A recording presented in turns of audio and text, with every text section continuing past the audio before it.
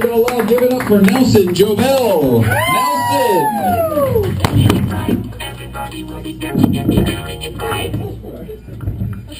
Hi, I am Nelson, and my voice does not match my face.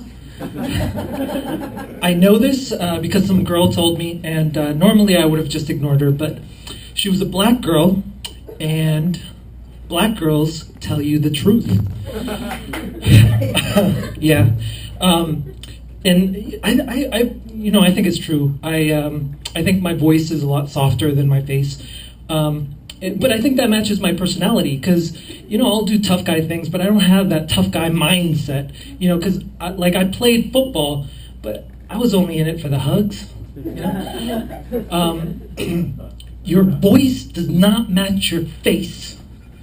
Okay, one question. What am I supposed to do with that information? I'm not gonna change my voice.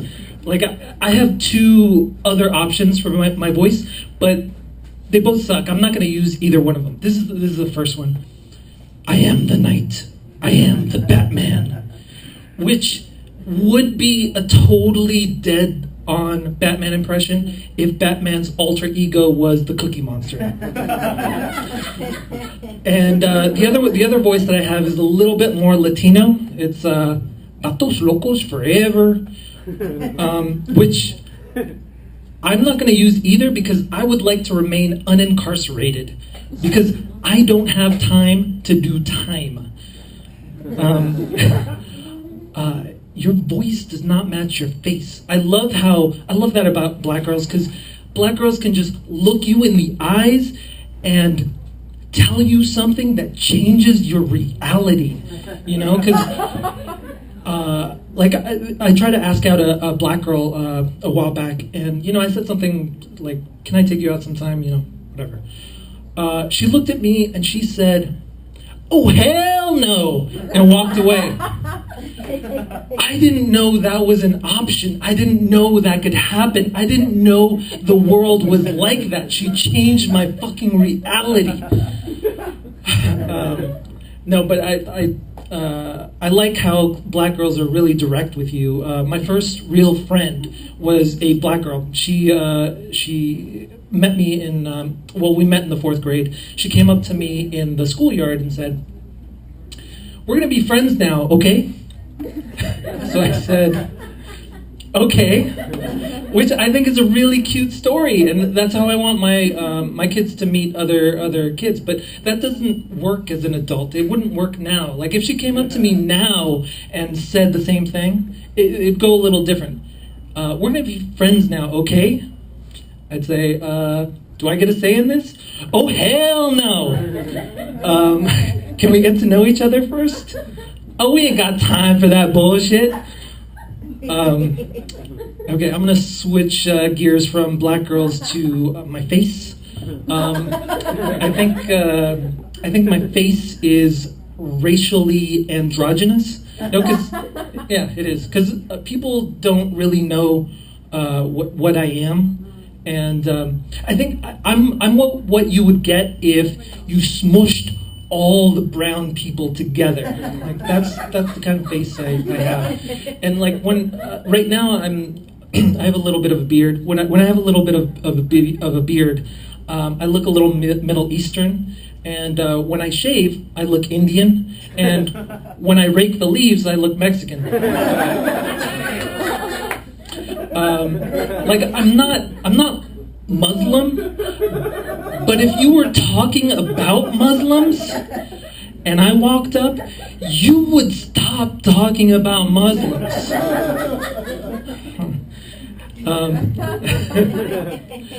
I think I have this face that must signal to people that I'm some sort of walking, talking race game show, because everyone's so excited to come up to me and be like, "Can I play? I know what you are." I think I know what you are.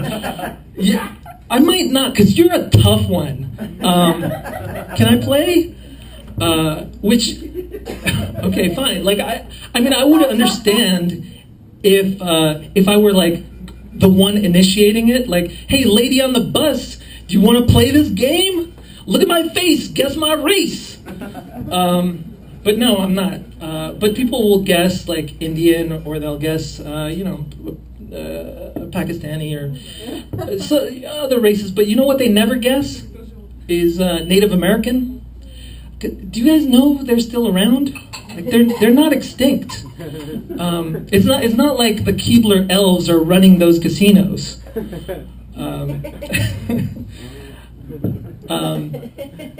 So, like I'm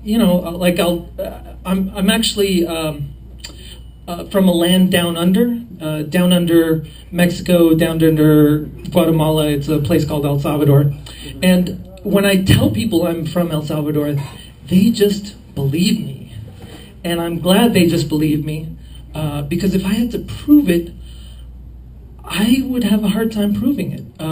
Like if I had to apply for a job at Latinos Incorporated, I'm not sure I'm getting that job. Because I just imagine going to the interview, and the interviewer looking at my resume and saying, I like what I see so far. You're an immigrant. You speak Spanish. You live in a Latino neighborhood. I just have a couple of questions here. It says here that you used to hang out with the Glee Club at a karaoke bar. Well, it was college, they were good singers. Okay, you bought Japanese swords from at a comic book convention? Yeah, like it was my favorite manga, and I just couldn't pass up the opportunity. Okay, the final thing here is you sewed a Gryffindor patch on your motorcycle jacket. Yeah, like I went to Pottermore.com, and the Sorting Hat put me into Gryffindor. What other patch was I going to put on my motorcycle jacket? Okay, just one final thing, Mr. Jovel. Can we hear your Latino voice? Atos locos forever, fucker. And if you think that all those previous examples sounded pretty white, you're right. But I don't think of myself as white. I don't self-identify as white. Obviously, my ethnicity is nerd. All right, that's about my time. So I'm going to leave you guys by telling you the same thing I tell women in bed. Thanks for living up to my fantasies. Nelson, everybody. Yeah, good job, Nelson. Guys, we've reached our headliner. We've reached the best, and that is definitely, we've saved it for last. This lady is a wonderful friend of mine. She's a touring